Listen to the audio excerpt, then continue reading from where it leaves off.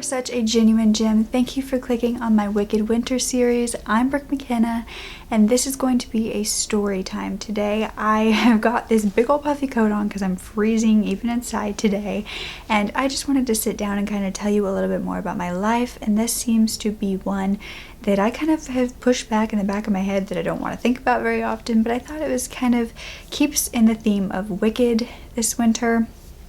And yes, if you don't know, I am posting 31 days of continuous content for Wicked Winter. So if you are interested, please make sure you are subscribed with the post notifications on and liking these videos so I know that you enjoy what I'm doing and want to show me some support. So yeah, let's get into these stories. So the first time that I was chased by a knife was probably, I want to say we were in middle school, and I was at my best friend's house, and she lives like out in the country, and I would go over there so often. She would come over to my house sometimes, I would go over to hers. We were always together, and she has a few siblings, but at this time it was just me, her, and then her older brother, and we'll call him Frank for no reason.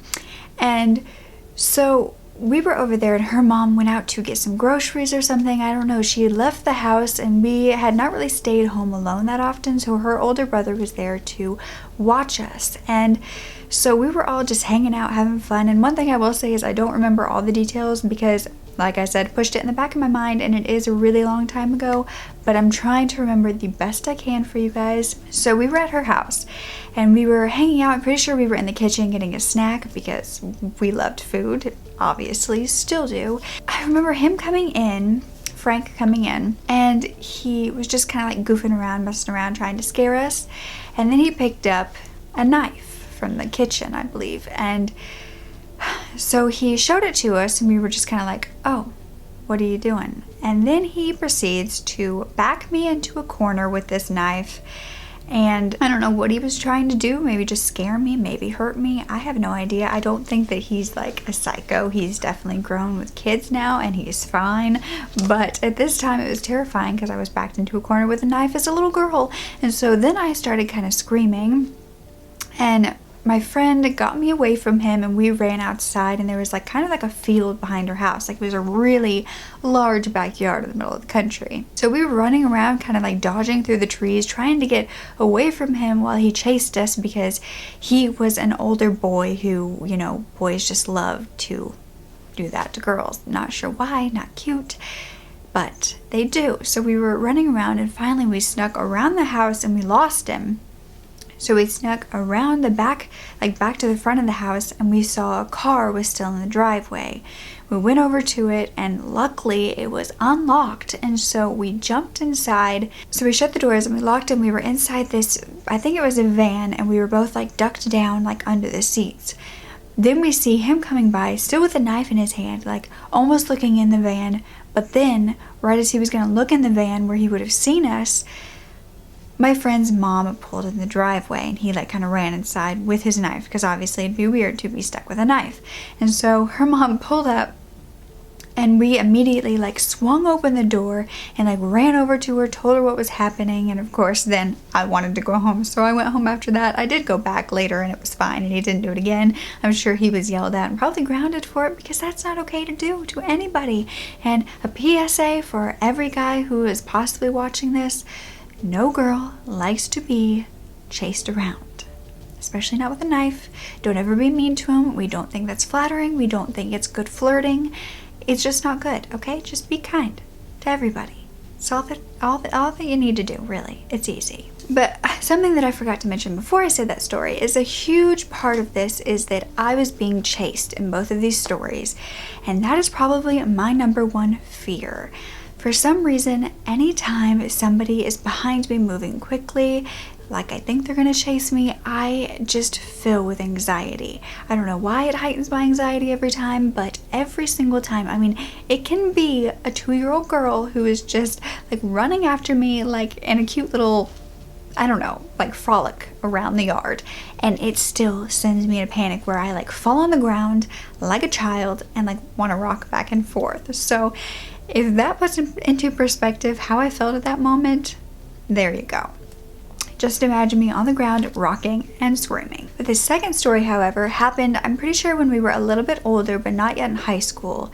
So maybe just like still in middle school, I think. We were at a library, a very innocent time to go to the library, and they were having this sleepover. They did really big events where my library was, where they would have like parties and things to do with books, and they would have sleepovers where you could go and read books all night long at the library, and it was so cool. And I was such a nerd who loved to read, so this was just like right up my alley. And so the same friend that I had gone to her house went with me to this library party, and we were having the time of our lives. And then I remember, I like still see him in my head, and I would say he almost looks like if you know who Ross Lynch looks like when he was in Austin and Ally, like that's kind of what he looked like, but a little older.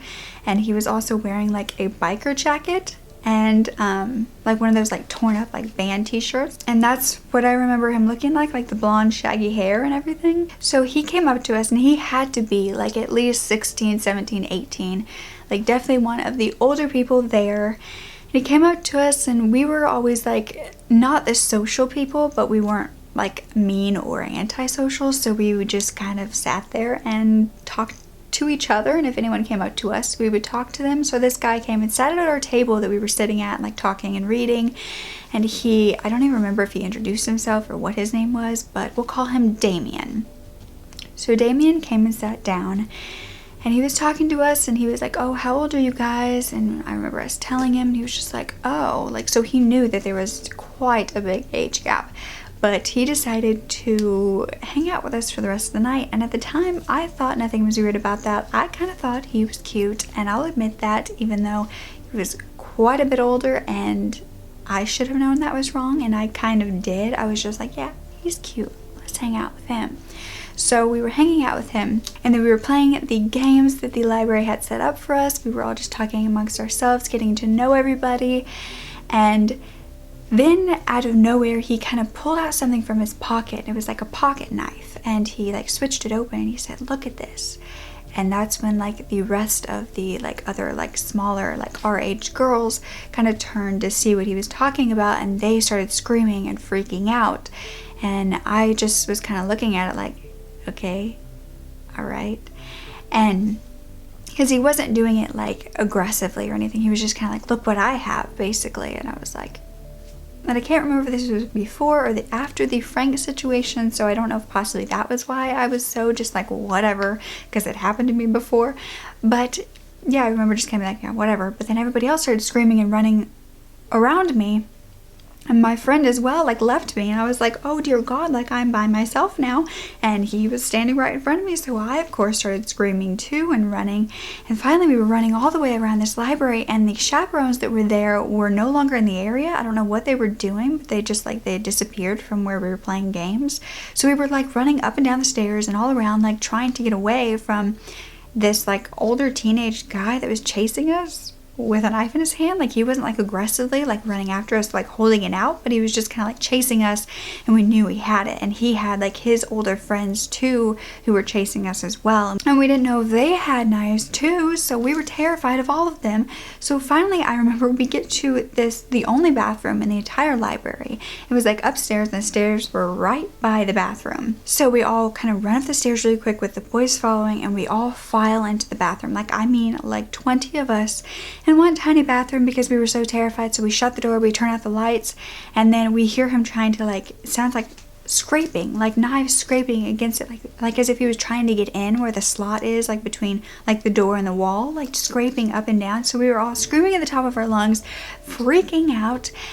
And I thought in that moment, like I remember thinking like, this is how I get murdered. Like this is like a fiction book. Like I feel like I'm reading a book right now, and it's a scary one, and I'm going to get murdered. I'm going to die today in a library. I remember thinking that as everyone around me was screaming hysterically. It sounds much more dramatic than it probably was, but I was also young, and I think it's entertaining to kind of think back on how my brain worked at that time. And so I kind of just, you know, accepted it. Well, this is my time, and how morbid that is, but I was. And finally the door swung open. Every single one of us was like, like against each other, holding on like against the back wall because we thought it was him. And then it ended up being our chaperones who had finally come to save us and who had moved the boys to a different area.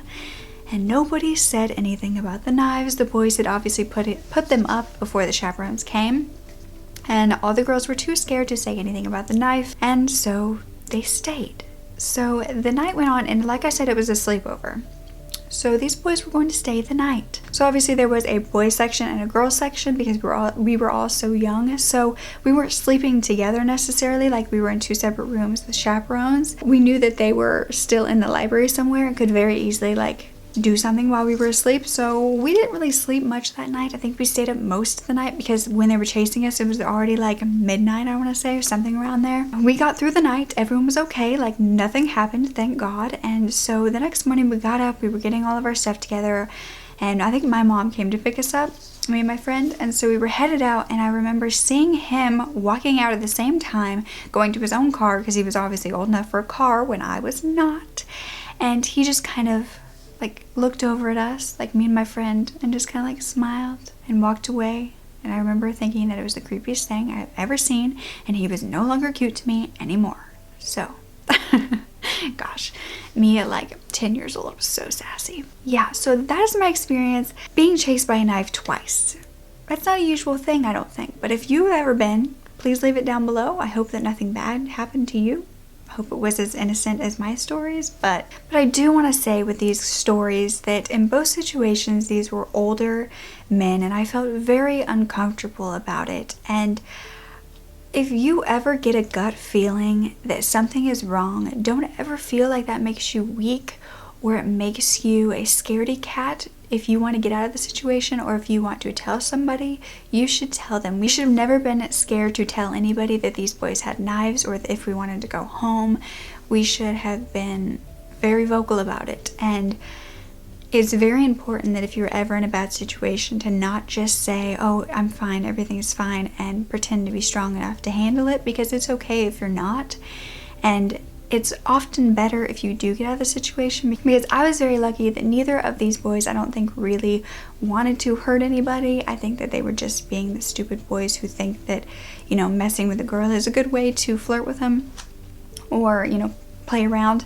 But there could be much worse situations than that, and I don't want any of you guys to ever feel like it's okay to just brush it off, because it's definitely not. And you deserve to never have to go through that. But I hope you enjoyed my little story time today. I just wanted to do a more casual video today, and I love letting you guys get to know me, because I feel like I don't necessarily know you guys, but from your comments I know what kind of people you are, and I just want you to know more about me. And if you have any stories, please, if you want to, leave them down below so I can get to know you a little better, because I truly do love having that connection with you guys, because I swear you guys are my friends. There is nothing that would make me say otherwise. So unless you were to, you know, commit a crime, then I might have to say probably not, but you know.